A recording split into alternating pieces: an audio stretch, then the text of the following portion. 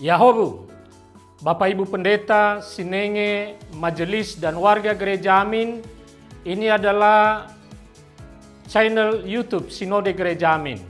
Karena itu, bagi yang mencintai Gereja Amin, tontonlah, subscribe, like, dan bagikan. Gereja Amin yang tangguh, mandiri, dan peduli. Tuhan Yesus memberkati.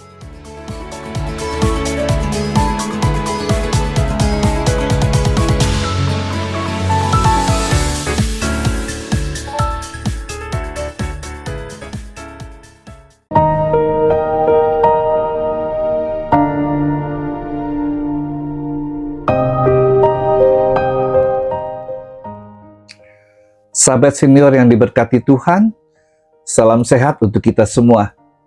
Senang rasanya saya dapat menjumpai Anda dalam acara Jendela Hati.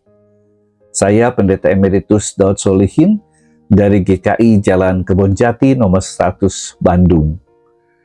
Judul renungan kita kali ini, Rabu tanggal 25 Februari 2026, adalah lupa. Bacaan firman Tuhan diambil dari kitab Keluaran pasal 34 ayat 1-9, dilanjutkan ayat 27 dan ayat 28. Sedangkan ayat permenungan kita terambil dari Keluaran pasal 34 ayat yang ke-27 yang berbunyi, "Berfirmanlah Allah kepada Musa, tuliskanlah segala firman ini, sebab berdasarkan firman ini, Aku mengikat perjanjian dengan engkau dan Israel." Sebelum kita merenungkan firman Tuhan ini, marilah kita berdoa terlebih dahulu.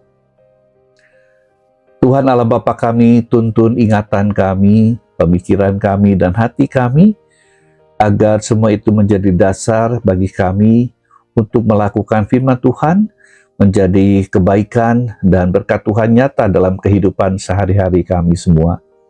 Dalam Yesus Kristus kami memohon. Amin. Lupa adalah hal yang bisa terjadi pada setiap orang. Berapapun usianya, otak kita bukan hanya dirancang untuk mengingat, tetapi juga melupakan. Melupakan hal-hal yang tidak berguna, merupakan yang perlu agar kita tidak terbebani oleh hal-hal yang tidak kita butuhkan. Yang menjadi persoalan adalah ketika kita harus mengingat sesuatu yang penting, tetapi justru kita melupakannya. Untuk mencegah hal itu, orang berupaya untuk memiliki cara menuliskan apa yang perlu kita ingat. Dalam hidup beriman, serta dalam relasi umat dengan Tuhan dan sesama, ada hal-hal yang harus diingat dan tidak boleh dilupakan.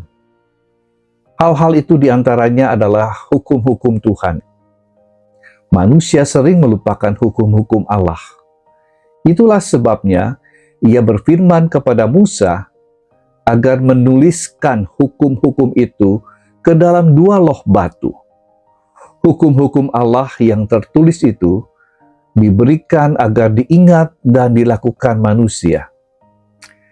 Sahabat senior, sebagai kaum usia lanjut, kita pun dapat belajar mengingat semua perbuatan Allah dalam hidup kita dengan cara menuliskannya di catatan harian.